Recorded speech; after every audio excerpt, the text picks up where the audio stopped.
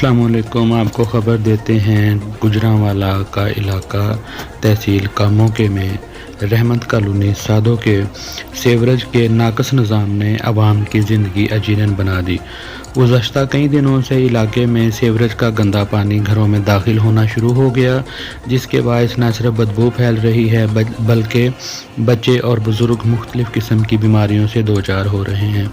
अहले मोहल्ला के मुताबिक उन्होंने मुतअद्दिद मरतबा मुतल्लिक़ा इदारों, म्यूनसिपल कमेटी और लोकल इंतज़ामिया को इस सूरत हाल से आगाह किया, मगर ताहाल कोई अफसर या नुमाइंदा मौका पर नहीं पहुंचा और ना ही सीवरेज सिस्टम को बेहतर बनाने के लिए अमली इक़दामात उठाए गए। अहले इलाका ने मुतालबा किया है कि सीवरेज लाइनों की फौरी सफाई, मुरम्मत और बेहतर निकासी का निज़ाम कायम किया जाए ताकि लोग मामूल के मुताबिक ज़िंदगी गुजार सकें। शहरियों ने आला हुकाम, असिस्टेंट कमिश्नर, म्यूनसिपल कमेटी कामोके से अपील की है कि हंगामी बुनियादों पर इस मसले का हल यकीनी बनाया जाए। अहले मोहल्ला ने वाज़ेह किया है कि अगर इंतज़ामिया ने मज़ीद बेहिसी दिखाई तो वो इज्तिमाई तौर पर एहतजाज करने में मजबूर हो जाएंगे।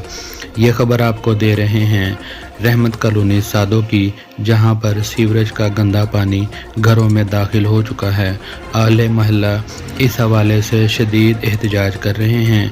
इस सिलसिले में मुतल्लिक़ा इदारे बिल्कुल खामोश हैं। शहरियों ने शिकायत की है कि गंदगी, ताफ़ुन और गंदे पानी ने रिहाइश नामुमकिन बना दी है।